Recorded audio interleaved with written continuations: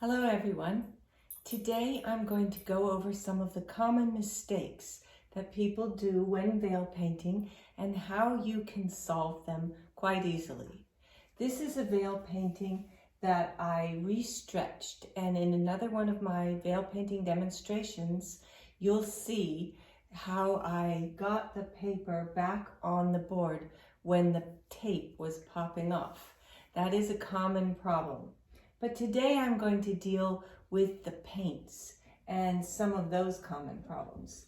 So one thing you might know is that a lot of people use the very liquidy Stockmar paints for veil painting, and they're actually not preferable. It's better to get tube paints from Winsor Newton or another watercolor source, and you can squirt out a little bit of watercolor onto the edges of your saucers, and that way later you're going to be able to reconstitute the paint and use it on the painting without it getting too runny. And here's my first tip. Make sure after you've used your plates that you haven't dripped in some other color that might get into the paint tone that you want and make it sort of muddy. So here you see a little green, and I'm just going to take a wet rag and wipe out that plate. And that way it'll be ready. Another problem that you're going to get is often with pigments that tend to dry and get sort of crumbly afterwards. And when you paint with those, you'll get streaks on your veil painting, which is not preferable. So again, I'm just going to wipe out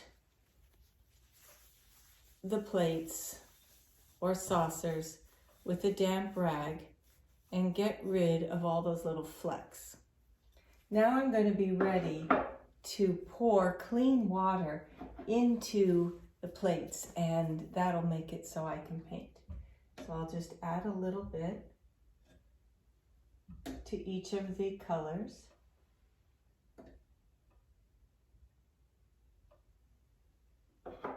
And now I'm going to be ready to apply a demonstration for you.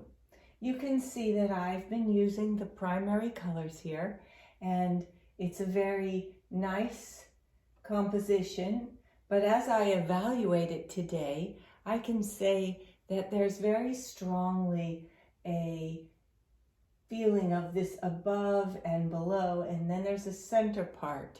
In other words, I haven't really integrated the top and the bottom yet.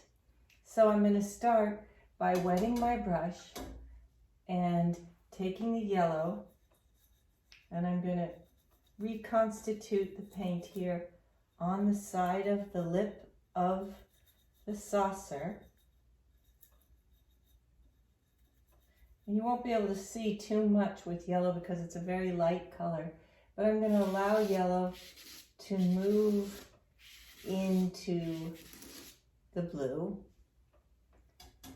And then let's try it with some blue so you can see how I mix up a little bit of dribble from the side of the plate to get the veil painting quality of color that I want. And then I will take my brush and begin to sweep. And you notice how I'm not going back into the places where I've already painted. This is another common mistake and will make your veil painting streaky.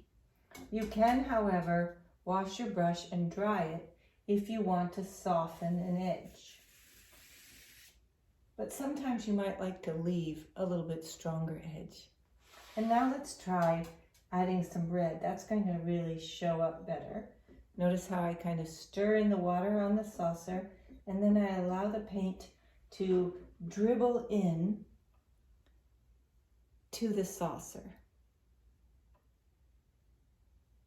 And that's how I get the strength of color that I'm looking for.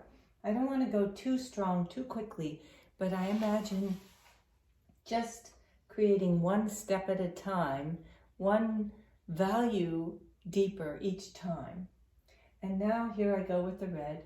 I'll start here in an area that I've already painted and move from there outwards. And how do I know what to do?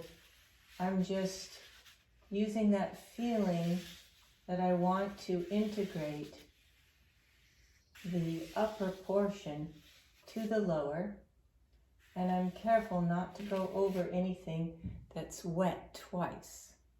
Let's just do it again with some red. Let's add some red in a new area. How about up here? And these are abstract forms that I'm creating, really just spaces of color that I want to accentuate. Not really after any particular theme at this point. I'm just creating an abstract composition that I feel is pleasing and well balanced.